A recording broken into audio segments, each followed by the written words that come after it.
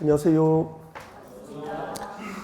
네, 오랜만에 뵙겠습니다. 네, 반갑습니다. 그동안에 공법 많이 고프셨죠? 네. 자, 여러분 진도 82페이지, 네, 용적률입니다. 금별과 용적률을 하면은 이제 우리 용도 지역편 마무리가 되네요. 자, 용적률 간단하게 마무리를 하고, 자, 오늘 진도도 용도 지구편을 네, 받아갈 수 있도록 그렇게 준비를 할게요. 자, 일단은 82페이지, 네, 금필과 용적률의 지정 기준 나와 있는데, 자, 이 부분의 진도를 나가게 될 거고요. 자, 용적률 공식을 네, 잠깐 네, 용적률의 개요를 설명드리고, 그 다음에 네, 용도 지역별로 허용되는 용적률 지량들을 점검하는 방법으로 준비하겠습니다. 봐주십시오. 용도 지역이 지정됩니다. 네. 자, 토지 위에 이렇게 주거지역, 상업지역, 공업지역, 녹지지역 이렇게 용도지역이 지정되죠. 용도지역이 지정되면은 그 용도지역을 지정하는 목적이 세 가지를 규정하는 게 목적이에요. 이제 여기는 주거지역이고, 여기는 뭐 상업지역이고, 여기는 공업지역이고, 녹지지역이고 이렇게 토지의 종류를 용도별로 구분해서 이제 용도지역 지정을 하게 되잖아요. 그러면은 그 지정된 용도지역보다 수만 명의 토지 소유자들이 있죠. 그 토지 소유자들은 내 땅이지만 용도지역이 지정되면은 그 지정 목적에 맞지 않은 개발 행위를 할 수 있습니까? 제한받습니까? 제한받죠. 이것을 우리는 용도지역 안에서의 행위 제한, 용도지역 안에서의 행위 제한 내지는 네, 용도지역 안에서 건축 제한 그렇게 배웠죠. 용도지역 안에서의 건축 제한 그렇게 배웠습니다. 자, 이렇게 용도지역을 지정한 목적은 세 가지를 규정합니다. 용도지역별로 그 수만 명의 토지 소유자들로 하여금 그 용도에 맞지 않은 개발 행위를 못하게 제한하거나, 또 건축을 할 때 용도에 맞는 건축을 하더라도 용도지역의 지정 목적에 맞도록 이제 건축 면적을 규제를 받습니다. 그 건축 면적을 규제하기 위한 수단이 무엇이었습니까? 건폐율, 공부한 건폐율이었고, 그리고 또 그 높이를 제한받게 되죠.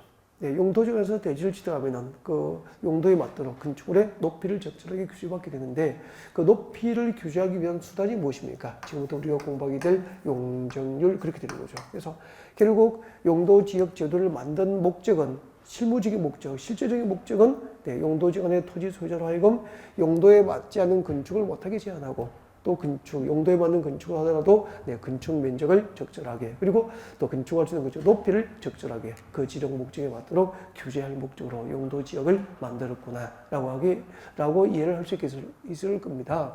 자, 그러면 오늘 자, 행위 제한, 건축 제한, 건폐율 등은 다 진도 나왔고요. 용도 지역 마지막이죠. 용적률 진도를 나올 수 있도록 그렇게 준비할게요.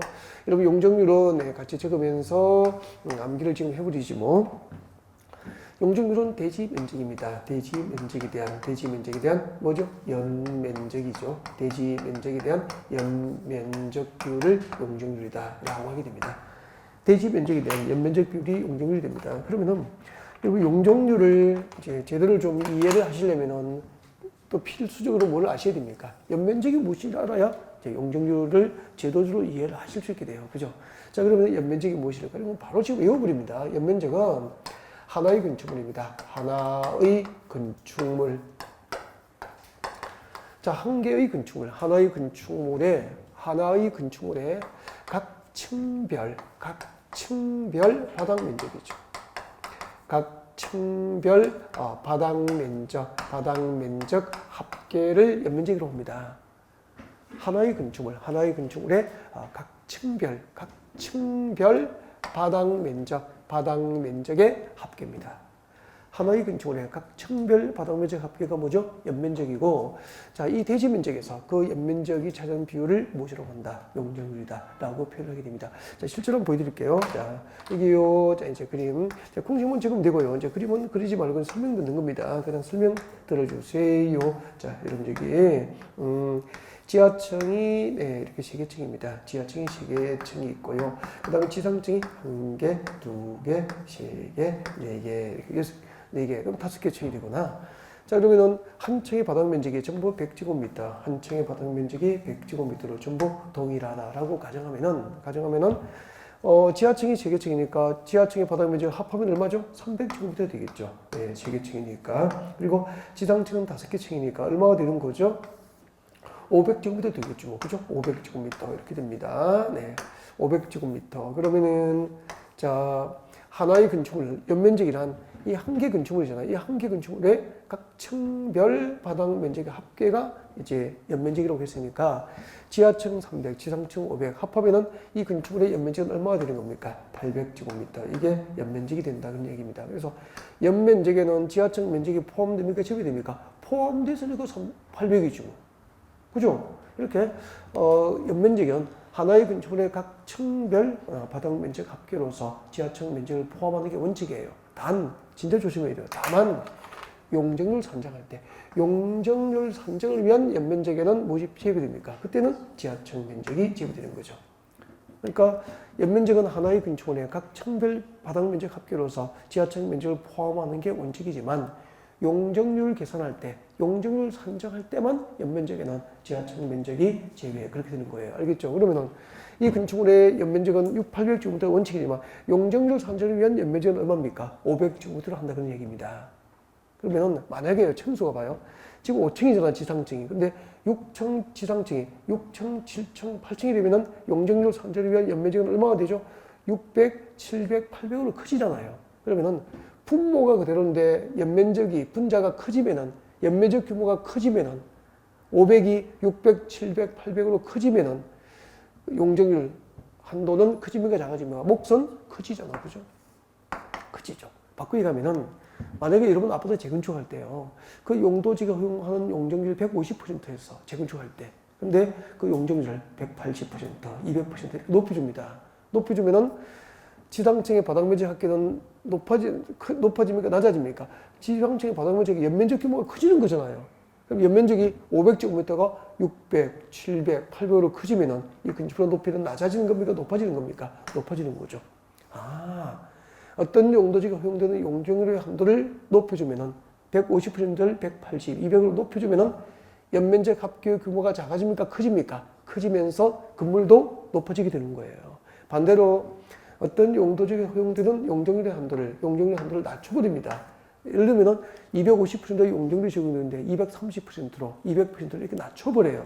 그럼 반대로 이번에는 연면적 규모가 커집니까? 작아집니까? 작아지고, 그럼 연면적 규모가 봐요. 500제곱미터가 400으로, 300으로 작아지면은, 네, 이 건축물의 높이는 높아지는 겁니까? 낮아지는 겁니까? 낮아지게 되는 거죠. 그래서 용적률을 제도적으로 이해한 거예요. 용적률이라는 것은 대지 면적에 대한 건축 연면적 비율로서 그 한도를 높여주거나 용적률의 허용 한도를 최대 한도를 높여주거나 낮춰서 용도지역에 여러분의 고객이 땅을 샀을 때 건축할 수 있는 건축물의 건축 면적을 규제합니까? 건축할 수 있는 건축의 높이를 규제합니까? 높이를 규제하는 입체적 규제 수단, 건축물의 총 규모를 결정하는 입체적 규제 수단이 용적률이구나라고 하는 거죠. 자, 이 정도면 이제 용적률의 제도적 이해는 하신 거예요. 이해를 하셨고, 아마 이걸 이해했는지 물어보지는 않을 거예요. 그런 시험은 잘 나오지도 않아요. 거의 안 나오죠. 그냥 이 정도는 공인중개사로 이제 실무를 하셔야 되니까 이제 소양으로 알고 계셔야 될 것 같고요. 진짜 필요한 것은 실무적으로 어떤 용도지 땅 사면은 네, 용적률을 몇 %까지 적용해서 건축할 수 있는지, 용도지역별로 허용하고 있는 용적률의 최대한도를 알아야 되거든요. 네, 그래서 그 최대한도를 암기하고 있는지 그걸 물어봅니다. 그래서 자, 여러분 용적률을 암기하고 넘어갈 수 있도록 그렇게 할게요. 자, 여러분 교재 82페이지 오시면 되죠. 자, 교재 82페이지 오시면은 2번 건폐율과 용적률의 지정 기준 나와 있고요. 자, 건폐율과 용적률 제한 기준표가 나와 있습니다. 그 표는 아마 건폐율을 하면서 우리가 다녀간 흔적이 있을 거예요. 맞죠? 그때 우리 건폐율은 이제 주거지건 제지구 전후본에서 어떻게 오습니까? 55곡에 6657 뭐 그렇게 오실 겁니다. 그죠? 자, 그러면 이제 용적률 봅니다. 용적률 표를 보십시오. 제1종 준흥주구조에서 용적률 대통령령 시행령이죠. 시행령을 보셔야 됩니다. 용적률 바로 밑에 표 용적률 바로 밑에 왼쪽에는 국토계획부, 오른쪽에 뭐죠? 시행령. 이 시행령이 뭐죠? 대통령령 같은 말이잖아요. 그 밑에 이제 한도를 외워야 됩니다. 자, 같이 보십시오. 교재.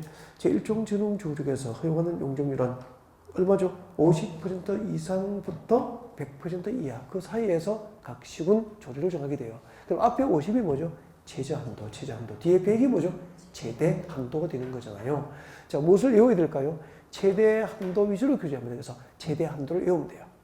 그러면 뒤에 나오는 숫자를 내려가면서 암기하시면 된다는 이야기잖아요. 일종 준흥주구조에서 허용하는 용적률 최대 한도는 얼마까지 허용됩니까? 100. 그런 얘기죠. 이종 준흥주구조는 150. 얼마가 증가합니까? 50. 1종 일반적으로 얼마죠? 200. 또 50이 증가잖아. 그럼 이제 외울 수 있죠. 주거지역은 이렇게 외웠죠. 주거지역에서 허용하는 용적률 치량도는 100이죠. 100이 100%까지 허용됩니다. 100으로 시작해서 얼마씩 증가하죠? 50씩 증가합니다. 50씩 증가하고 준주거지역만 500. 이렇게 하면 다 외운 거잖아요. 주거지역이었습니다. 주거지역에 허용하는 용적률 치량도는 100으로 시작합니다. 100으로 시작해서 얼마씩 증가합니까? 50씩 증가하다가 준주거지역만 500. 그렇게 하면 돼요. 그 다음 이제 상업지역은 옆에 필기 좀 하실래요? 옆에 오른쪽 공간에다가, 왼쪽 공간이 있죠? 그 왼쪽 보조단에다가, 네, 필기를 좀 합니다.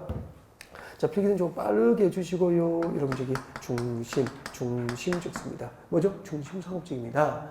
중심 상업지역은 우리 용도지역에서 도심과 부도심에서 상업과 업무 기능 확충을 목적으로 하기 때문에 중심 상업지역은 도시 외곽에 있습니까? 도심에 있습니까? 도심과 부도심이 중심 상업지역이 됩니다. 중심 상업지역. 그 다음에 한 단계 나가면은 일반적인 상업과 업무기 등을 담당하게 될 일반 상업지역이 됩니다. 중심 일반. 그 다음에 이제 유통 상업지역이 됩니다.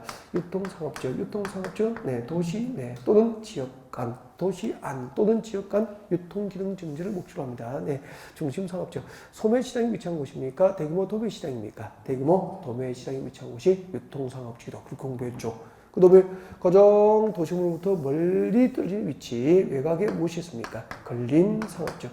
걸린 상업지역은 주택가 인근 지역이죠. 걸린 지역이, 그죠? 네, 주택가 가까운 곳에 있는 작은 도매 시장입니까? 소매 시장입니까? 소매 시장이 위치한 곳이 걸린 상업지역이 됩니다. 이게 중심 상업지역, 일반 상업지역, 유통 상업지역, 걸린 상업지역이 일반적으로 이제 도심으로부터 외곽으로 지정되는 상업지역의 단계가 일반적으로, 절대가 아니고요. 일반적으로 그렇다는 거죠. 일반적으로 그렇다는 겁니다. 절대적인 건 아니에요. 네.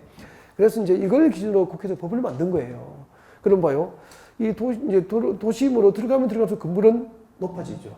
외곽으로 나가면은 낮아지잖아요. 그래서 중심 상업지역은 도심과 부도심은 건물을 높게 지을 수 있도록 용적률을 1,500입니다. 1,500%까지 허용해요. 그러면은 그 중심 상업지역 허용되는 용적률이 1,500%라는 것은 대지 면적의 몇 배? 15배. 대지 면적의 15배 건축 연면적을 허용하겠다는 뜻입니다. 그러니까 중심 사업자는 높게 건축이 이루어지는 겁니다. 대지 면적의 몇 배까지? 15배까지 건축물의 천별 바닥 면적 합계를 허용하겠다 그런 뜻이에요. 그래서 높게 건축하죠. 근데 여러분 외곽으로 나가면서 건물은 높아집니까? 낮아집니까? 낮아지죠. 용적률의 허용 한도가 낮아지기 때문에 그래서 한 단계 나갈 때마다 200씩 감하면 됩니다. 200씩 줄이라는 거죠. 자, 그러면은 일반 사업지는 얼마입니까? 1,300. 유통 사업지는 1,100. 걸린 사업지는 900. 이런 원리죠. 중심 사업지는 1,500. 외곽으로 나가면서 얼마씩 감하죠? 200씩 감한다. 그렇게 하시면 되죠. 네.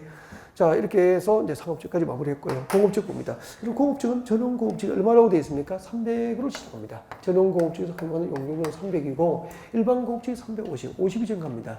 중공업지는 400. 그렇게 해서 공업지는 300으로 시작해서 얼마씩 증가하죠? 50씩 증가. 그렇게 하면 되죠. 그럼 보십시오. 주거지역은 100으로 시작해서 50씩 증가, 준주거지역만 500.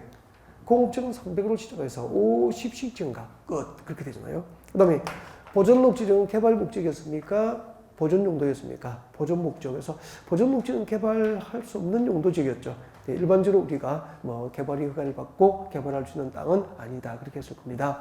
그래서 보존 녹지역은 용적률이 80%입니다. 대지 면적의 0.8배의 건축 연면적을 허용하겠다. 그러면 만약에 보존 녹지도 2층에 집을 지으려면 1층 바닥 면적하고 2층 바닥 면적을 합한 면적이 대지 면적의 1배가 됩니까? 0.8배입니까? 0.8배. 100평짜리 대지 사면은 그게 건물을 지을 때 1층 바닥하고 2층 바닥 면적 합한 게 80평 이하가 돼야 되는 거죠. 그게 용적률이에요. 0.8배가. 조금 의미가 전달되죠. 생산 녹지지역과 자연 녹지지역은 100입니다. 그래서 용도 지역 중에서 자연 녹지지역이죠. 녹지지역에서 허용하는 용적률은 80, 100, 80, 100, 그렇게 옵니다. 주거지역은 100으로 시작해서 50씩 증가, 준주거지역은 500, 중심 상업지역은 1,500, 외곽으로 나가면서 200씩 감한다. 더합니까? 감합니까? 감하죠.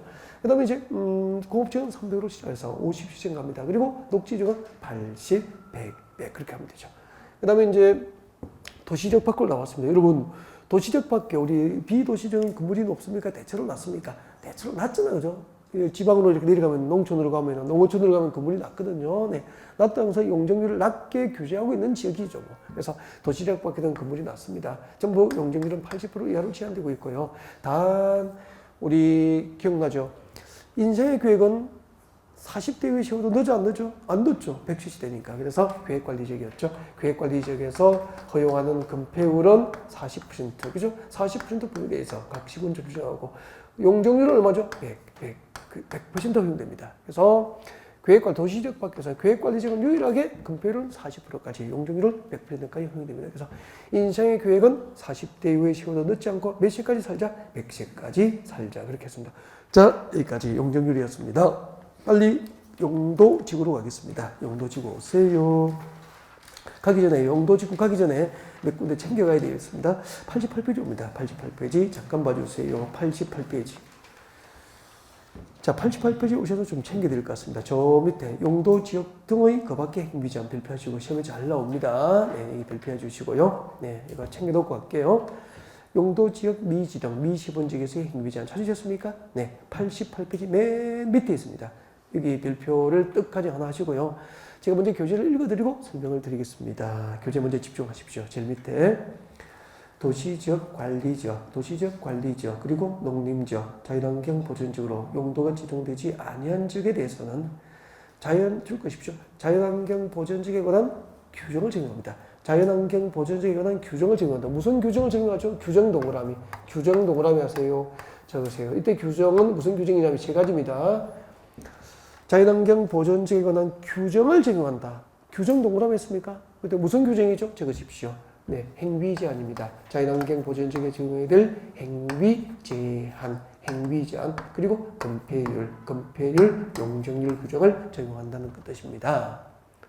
앞으로 도시적 관리지역, 농림지역, 자연환경 보전지역으로 용도지역이 미지정된 지역의 땅 사면은 자연환경 보전지역에 적용해야 할 행위 제한, 건축 제한 규정과 그리고 자연환경 보전지역에 적용해야 될 건폐율과 용적률 규정을 그대로 적용받는다. 그런 뜻입니다. 이해가 되죠?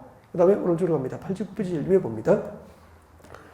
자, 89페이지 맨 위에 보시면은 양거로 2번 이것도 발표하시고요. 자, 용도지역이 세분되지 않은 경우, 자, 읽어드립니다. 도시지역과 관리지역이 세부 용도지역으로 지정되지 아니한 경우에는 해당 용도지역이 자, 도시지역이라면은 녹지지역 중에서 자, 줄 것입니다. 보존 녹지지역 규정을 적용합니다. 보존 녹지지역의 규정을 적용하고, 네, 관리지역이라면 또 줄 거죠. 보존 관리지역 규정을 적용하게 됩니다. 이거 시험에 잘 나오니까, 아무튼 뭐, 오지선당이 잘 들어가니까 꼭, 네, 기억하셔야 될 것 같고요. 내용이 어렵습니까? 쉽습니까? 쉬워요. 그래서, 그래도 제가 다시 한 번 더 설명을 한 번 더 드리고 넘어가고 싶습니다. 그래서 지금 밑줄 거 드린 거 설명 올리겠습니다. 자, 또 봐주시고요. 네. 자, 이거 설명할게요. 이런 얘기가 됩니다.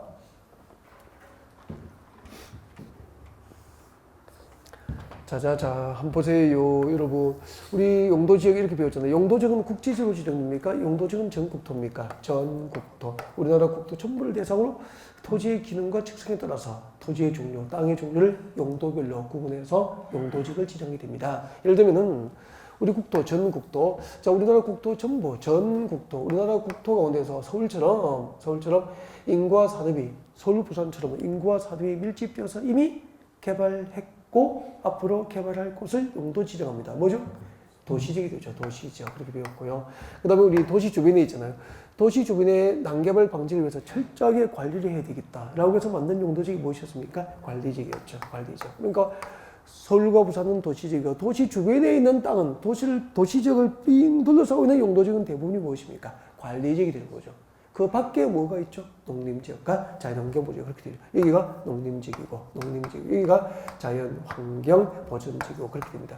지금 제가 마이크 들고 내려가서 이제 농림지역이 무엇입니까? 물어보면은 이제 우리 밑줄 거 다 준비하고 뭐 외우고 다 했잖아, 그죠? 그래서 아마 물어보면은 대답들을 하실 수 있을 거예요. 네.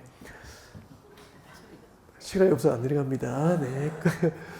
자, 그러면은 아무튼 도시적, 관리적, 농림적, 자연환경 보전지역 이렇게 용도지역이 지정되는데 용도지역은 한꺼번에 일률적으로 진행됩니까? 필요에 따라서 순차적으로 진행됩니까? 필요에 따라서 순차적으로 진행돼요. 그래서 아직까지 용도지역의 지정에 필요성이 없는 지역은 미지정된 지역, 용도지역의 지정이 없는 지역이 있다 없다 있다는 거죠.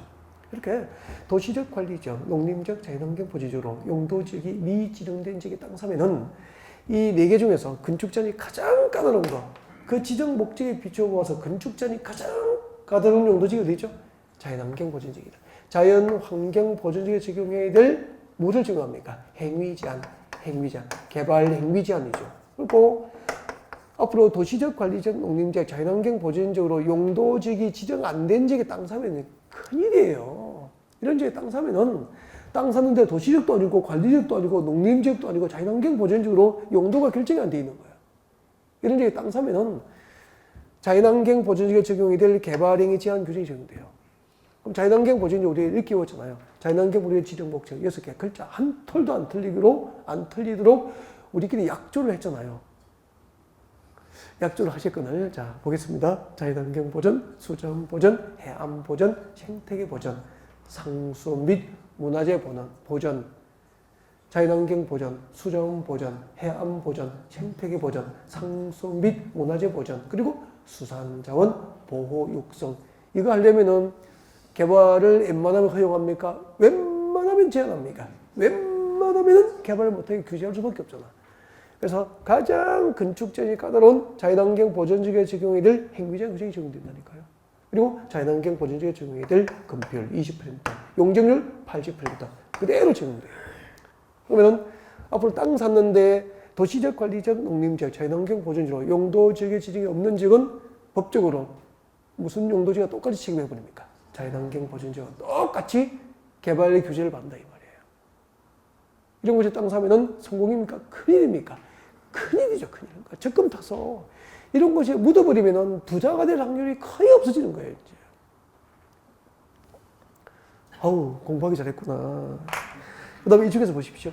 이 중에서 대통령령으로 세분되는 게 두 개가 있어. 네 개 중에서 대통령령으로 세분되는 게 뭐죠? 도시적과 관리적이 세분되죠. 뭐. 도시적 어떻게 세분되죠? 주, 상, 공, 도. 주상, 공덕이 다시 세분되면 몇 개? 16개. 그죠?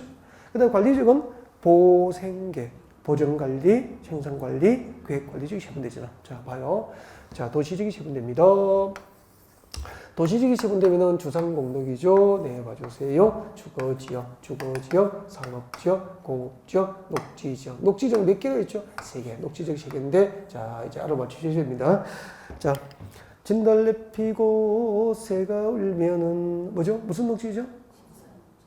보전녹지지역. 보전녹지지역. 부들부들 보전녹지지역. 보전녹지지역입니다. 여러분, 그 진달래는 가수 목수로 심은 겁니까? 야생입니까? 야생. 진달래가 피는 순간 개발할 수 있다, 없다? 없다. 그죠? 보전녹지지역이잖아. 그 다음에, 매화꽃 피고, 산수유 피고, 뭐죠? 이게 생산녹지죠. 그러니까 매화꽃이 피고, 산수유가 피었다는 것은 야생입니까? 과수원입니까? 과수원이잖아. 그러니까 우리 도시 주변에 전답 과수원, 논밭 과수원이 있으면 농업적 생산을 위해서 개발이 유보되는 무슨 녹지지역이죠? 생산 녹지지역 그렇게 되는 거잖아요. 저 푸른 초원 위에 그림 같은 집을 짓고 뭐죠? 자연 녹지. 저 푸른 초원은 녹지지역이죠. 그림 같은 집을 지었다고 해서 건축이 가능하죠. 건축은 이꼴 개발이죠. 그죠? 그래서 녹지적 세계 중에서 유일하게 현재 제한적이지만 개발이 허용된 녹지가 무슨 녹지였습니까? 자연 녹지 그렇게 됐죠. 자연 녹지죠. 그래서 자 이렇게 됩니다. 근데요. 아니 여기는 땅을 샀어. 여기 보십시오. 여기 이 땅을 샀어. 땅 샀는데 도시적으로 지정된 상태에서 멈춰버린 거예요. 아직까지 주거지역, 상업지역, 공업지역, 녹지지역으로 세분됐습니까? 미세분됐습니까? 미세분된 거야. 이렇게 도시적 안에서 그 당시 용도지역이 도시적이라니까 도시적으로 돼 있고 주거적인지 상업적인지 공업적인지 녹지적인지 세분이 안 된 거야. 이렇게 도시적이 미세분된 지역은 여기요. 도시적이 세분된 용도지역 가운데 방금 딱 봤잖아. 가장 건축전이 까다로운 녹지는 무슨 녹지? 보전 녹지. 이 규정이 적용된다니까. 도시적이 미세분된 지역은 보전 녹지지역에 적용해야 될 세 가지를 적용합니다. 뭐죠? 건축 제한, 건폐율, 용적률 규정이 적용되는 거죠. 이런 곳에 땅 사면은 그냥 도시적 부산에 있는 땅 샀는데 주거지역인지 상업지역인지 공업지역인지 녹지지역인지 아직 세분이 안 돼 있는 거예요. 그냥 도시지로 지정돼 있어요. 좋은 땅입니까? 참 조심해야 됩니까? 참 조심해야 되죠. 그럼 나중에 친구 중에서 좀 애밀이고 말 안 듣고 하는 친구는 이런 곳에 땅 팔아버려요. 그죠? 그러면은 그 친구 평생 부자 안 된다. 그죠? 그렇게 하면 안 되겠죠. 자, 그 다음에 관리지역 볼까요?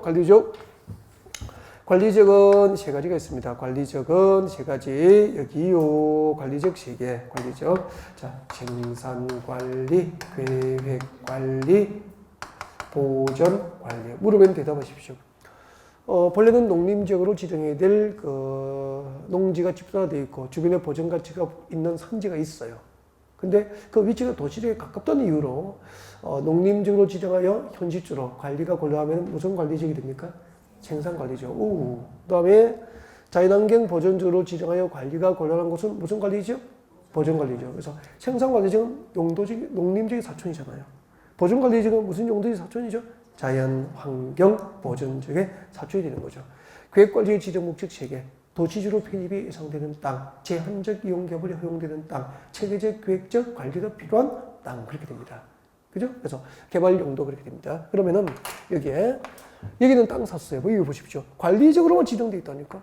관리적으로 지정된 상태에서 멈춰버리고 아직까지 생산관리지역과 계획관리지역과 보전관리지역으로 미세분된 거 이렇게 관리적인 세부적인 용도지로 미세분된 지역은 이 중에서 이 관리적인 세분된 용도지역 가운데서 건축전이 가장 까다로운 용도지역은 보전관리. 보전관리지역에 적용해야 할 뭘 적용하죠? 행위장과 금폐율, 용적률 규정이 적용되죠. 그럼 여기까지 한번 봐요. 이 그림도 그릴 필요 없다. 한 방이면 다 끝나버리네. 한 방에 한 봐요. 잠깐. 우리 국토 가운데서 도시적, 관리적, 농림적, 자연환경 보전지로 용도지역의 지정이 없거나 아직까지. 그 다음에 도시적인 세부적인 용도지로 미세분됐거나 관리적인 세부적인 용도지로 미세분된 지역은 건축제한 규정을 적용하거나 금필 용적률 규정을 적용할 때는 그 중에서 건축제한이 가장 까다로운 용도지역 규정을 적용한다. 됐죠? 이렇게 한 방 이해해버리면 끝난 거 아닙니까? 맞죠? 그림도 그릴 필요 없을 거는데. 저는 그렇고요. 네. 자, 그 다음에 여러분이 기다리는 용도지구 편으로 진도를 넘어갑니다. 오세요. 자, 여러분 교재 91페이지 오시면 됩니다. 91페이지. 용도지구. 우리는 지금 도시공 관리교육 중에서 용도지역 편 마무리했고요. 그죠? 이제 두 번째 얘기입니다. 용도지구 편. 용도지구 편 들어갑니다. 네. 작년에 용도지구에서 아마 두 번째 정도 나온 걸로 기억이 나네요. 자, 용도지구 봐주세요. 용도지구. 여러분, 용도지구편에서 무엇을 먼저 공부하고 싶습니까? 제일 먼저 하는 것은 저는 늘 개요입니다, 개요. 개요정의. 용도지구가 무엇인지를 알자는 거죠. 거기서 시작을 해야 되죠. 그래서 용도지구가 무엇인지 개념 설명드리겠습니다. 개요를 설명드리고요. 그 다음에 이제 용도지구의 분류입니다. 분류. 이걸 잘해야 돼요. 분류를 한다는 것은 체계적으로 이해를 한다는 뜻이에요. 그래서 용도지구 분류. 용도지구 분류, 즉 용도지구를 체계적으로 이제 용도지구의 종류를 공부하는 게 분류라는 분류. 여기서 이제 용도지구 분류 들어가고 용도지구에 이제 건축plan 이런 방법으로 이제 용도지구 편을 공부를 하게 됩니다. 제일 중요한 거 용도지구가 무엇일까요? 지금 여러분 교재 91페이지고요. 91페이지 보시면은 용도지구의 의의를 적어뒀죠. 이거 한번 읽어보실래요? 네, 3초, 5초간 여유 드릴게요. 한번 읽어보십시오. 용도지구가 무엇인지 시작.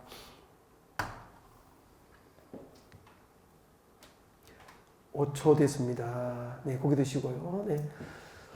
뭐 5초를 읽어보나 10초를 읽어보나 15초를 읽어보나 뭐 가슴에 와닿지 않게도 마찬가지일 겁니다. 네, 그래서 이제 고개를 드시면 됩니다. 용도지구가 무엇일까요? 설명할게요. 여러분 여기 부산입니다. 부산. 근데 부산은 자꾸 알아가면 알아서 참 괜찮은 도시인 것 같아, 그죠? 네, 강한대교도 참 멋있고 해운대도 좋고 이기대. 저쪽에 SK뷰인가 그쪽으로 가봤어요. 그도 가보고 이기대를 걷지는 못한 것 같고. 부산. 자, 이 부산이에요. 부산이고 보실래요? 부산은 용도지 도시지역이죠. 도시지역 이렇게 세분됩니다. 도시지역은 이렇게 세분이 되죠. 주거지역, 상업지역, 공업지역, 녹지지역 이렇게 되잖아요. 그죠? 주상, 공로 이렇게 세분이 되죠. 그러면 한번 봐요. 여러분 그 주거지역이 뭐죠? 쉽게 해야 됩니다. 쉽게 생각해서 주거지역이 뭐죠? 부산에서 주거지역으로 용도지역이 지정됐다는 것은요. 이 땅은 앞으로 공장 짓겠다는 겁니까? 주거 용도의 건축을 하겠다는 겁니까? 주거 용도의 건축을 목적으로 땅의 용도를 결정 고시한 땅이 주거지역입니다. 맞잖아요. 그럼 쉽게 생각하죠. 주거지역이 뭐죠? 거창한 게 아니다는 거죠. 여기는 건축법상 주거 용도로 용도가 분리된 건물 위주로 짓자. 그런 뜻이에요, 이게. 땅의 용도를 그렇게 결정해 둔 겁니다. 그러면 여기는 뭐죠? 여기는 주거 용도의 건축을 할 겁니까? 상가입니까? 상가나 업무 용도의 빌딩을 위주로 건축하자고 땅의 용도를 정해 준 땅이에요. 공업지역은 아파트 지을 겁니까? 공장 지을 겁니까? 공장 건축을 목적으로 용도 지정된 땅이다. 그렇게 하면 틀린 말이 아니잖아요. 그러면은 주거지역은 건축법상 단독주택으로 용도 분리됐거나 아파트와 같이 공동주택으로 용도 분리된 주거 용도의 건축을 목적으로 용도 지정된 땅이에요. 맞죠? 근데 그러면은 주거지역에서는 공장, 누군가가 땅을 사서 여기다가 봐요. 누군가가 땅을 사서 여기다가 공장을 지으려고 하면은 공장 건축을 허용합니까? 지정 목적에 맞지 않으니까 제한합니까? 제한. 그게 건축 제한이에요. 건축 제한. 이렇게 주거지역으로 용도지역이 지정된 지역에 땅 사면은 공장에 해당하는 용도는 건축을 못하도록 제한할 목적으로 주거지로 용도를 정해뒀다 이 말입니다. 맞잖아요. 근데 여기요. 여기가 여기 아파트 뒷산이에요. 부산에 뭐 아파트 뒷산 많잖아요. 산이에요, 산. 여름에 비가 와가지고 장마철에 비가 와가지고 잠깐만 이 계곡물이 넘쳐서 이렇게 주택지가 침수될 수도 있잖아요. 그러면은 주거지로 용도지가 지정되면은 공장 건축을 제한할 수 있지만 자연재해를 제한할 수는 있어 없어요? 없잖아요. 그래서 그 주거지역에서 자연재해를 예방할 목적으로 주거지역 위에다가 이렇게 자연재해를 예방할 목적으로 하는 방제지구라고 하는 용도지구가 만들어집니다. 지구는 용도지구고 방제는 뭐죠? 재해를 막을 방자. 재해를 예방할 목적으로 방제지구가 만들어지는 거죠. 그럼 봐요. 주거지역이지만 방제지구라고 하는 용도지구가 딱 지정돼 버리면은 이 방제지구 안에서는 재해에 대한 안전이 확보되지 못한 주택은 건축을 허용합니까? 건축을 제한해 버립니까? 주거지이지만 주거 용도의 건축을 못하게 제한합니다. 재해에 대한 안전이 확보되지 못한 주택은 건축을 제한한다 이 말이야. 그거 하려고 뭘 만든 겁니까? 방제지구가 만들어요. 용도지구가 생긴 거예요. 그러면은 용도지역의 지정이 먼저, 주거지역 지정이 먼저입니까? 용도지구, 방제지구 지정이 먼저입니까? 주거지로 먼저 지정했는데 공장 건축을 제한했지만 자연재해를 못 막으니까 주거지역이 못 막는 자연재해를 예방하려고 그 위에 방제지구 만들었다 이 말입니다. 순서가 그렇게 되는 거예요. 그러면은 방제지구 안에서는 재해에 대한 안전이 확보되지 못한 건축을 못하도록 주거지역의 건축 제한이 완화됩니까? 더욱더 강화됩니까? 더욱더 강화되는 거예요. 용도지역 안에서 건축 제한을 강화할 목적으로 용도지역 위에 용도지구를 만드는 것이구나. 생긴 걸 지금 만들어진 걸 보신 거잖아요. 가장 좋은 이해잖아요, 이게. 다음에 이게 녹지지역입니다, 여러분. 녹지지역은 개발 용도입니까? 보존 용도입니까? 녹지? 보존이 목적이잖아요. 그럼 녹지지역은 녹지 보존이 목적이니까 본래부터 건축 제한이 완화된 지역입니까? 본래부터 건축 제한이 강화되어 있습니까? 강화가 되어 있죠. 근데 그 녹지지역에서 건축 제한을, 녹지지역 안에서 건축 제한을 완화를 해서 여기다가 주거 기능을 중심으로 개발할 수도 있고 유통 기능을 중심으로 개발할 수도 있고 관광 기능을 중심으로 개발할 수도 있는 거죠.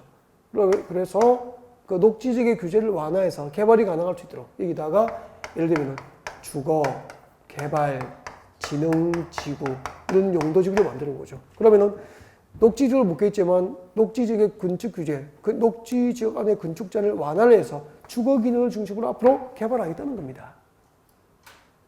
그럼 결론, 용도지구가 뭐냐면은 주거지역, 녹지지역처럼 이미 용도지역이 지정되어 있었고요. 그 지정된 용도지역 안에서 건축 제한을 더욱더 강화 내지 완화 적용할 목적으로 용도지역 위에 이렇게 추가로 이렇게 부가적으로 지정되는 것을 무엇으로 간다? 용도지역으로 간다. 근데 작년에 시험이 이거 나온 거예요. 금방 제가 설명한 거. 용도지구가 먼저 시험 나왔다니까요. 빈칸 외우고 빈칸. 이미 지정된 용도지역 안에서 건축제한을 강화하고 완화 적용할 목적으로 지정한 것은 빈칸. 뭐죠? 용도지구잖아. 앞에는 뭐가 들어가죠? 용도지역. 지정된 용도지역 안에서 건축제한을 강화하고 완화 적용할 목적으로 지정한 것은 용도지구. 앞에는 용도지역, 뒤에는 용도지구. 빈칸 외운 거 작년에 시험 문제인데요. 이렇게 개요 설명을 이렇게 들으시면 답을 찾고요. 이런 거 의 잘 안 읽거든요. 그러니까 1년 공부가 용도지구도 뭔지도 모르고 앉아있는 거야. 다른 거는 열심히 외운 거예요. 생고생만 하고 간 거죠. 용도지구도 모르면서. 그러니까 답 못 찾아줘요. 그러니까 암기는 이해가 전제되고 암기가 돼야 되는 거다. 그죠? 그래서 용도지구의 개요를 설명드리는 거예요. 이제 교재 한번 보자고요. 자, 오세요. 용도지구라 하면 토지의 용과 건축물의 용도, 건폐율, 용적률, 높이 등에 대한 점도 줄 것입니다. 30의 기출 나왔다고 표시되어 있네. 자, 줄 거 주십시오. 용도지역의 제한. 이때 제한이 무슨 제한이죠? 건축제한. 제한 동그라미에서 적으십시오. 무슨 제한이라고요? 건축제한이죠. 용도지구 안에서의 건축제한. 용도지구 안에서의 건축제한을 강화 또는 완화하여 적용함으로써 그 용도 지역의 기능을 정지시키고 경관 안전 등을 도모하기 위해서 도시공 관리를 결정한 지역입니다. 그래서 자, 밑으로 여기 끄면 되죠. 용도 지역의 제한을 강화 또는 완화하여 적용. 이게 뭐죠? 용도 지구예요. 지정된 용도 지역 안에서 건축 제한을 강화 또는 완화하여 적용할 목적으로 만든 게 뭐죠? 용도 지구. 그렇게 되는 거죠. 이 핵심이 핵심. 이건 외웠으면 좋겠는데 용도 지구가 뭐죠? 하면 이렇게 말했으면 이 연습을 좀 조금 하십시오. 이미 지정된 용도 지역 안에서 건축 제한을 강화 내지 완화 적용할 목적을 지정합니다. 이게 뭐죠? 용도 지구. 그렇게 되는 거죠. 아하. 이 작년에 시험 문제. 이제 용도지구 뭔지 아셨죠? 네. 특징을 한번 적어볼래요? 옆에 한번 적어볼래요? 용도지구의 특징. 특징은 필기하세요. 자, 여러분이 좋아하시는 필기. 용도지구의 특징. 받아 적으세요. 받아 적으십시오. 용도지구는 여기 보십시오. 그림 보니까 전국토를 대상으로 합니까? 국지적입니까? 전국토를 대상으로 하지 않고요. 국지적으로 지정됩니다. 국지적으로 지정. 용도지구는 전국토를 대상으로 하지 않습니다. 국지적으로 지정됩니다. 그 다음에 용도지구는 용도지역의 지정을 전제로 용도지역 위에 부가적으로 지정됩니다. 용도지역 위에 부가적으로 지정됩니다. 국지적으로 지정됩니다. 용도지역 위에 부가적으로 지정됩니다. 그리고 하나만 더 적을까요? 용도지구는 상호, 중복, 지정, 상호, 중복 지정될 수 있다. 용도지구는 상호, 중복 지정이 가능합니다. 용도지구는 상호, 중복 지정될 수 있다. 여러분 상호니까 용도지구끼리 중복 지정 가능합니다. 알겠죠? 네. 용도지구끼리 중복 지정이 가능하다. 그런 뜻이에요. 네. 용도지구, 네. 중복 지정 가능하다. 그렇게 되죠. 일단은 여기까지 하겠습니다. 여기까지 하고 끊었다가 휴식하고 용도지구 분류. 이거 중간에 끊으면 재미가 없어서 여기서 끊고 용도지구 분류부터 2교시 진도를 받겠습니다.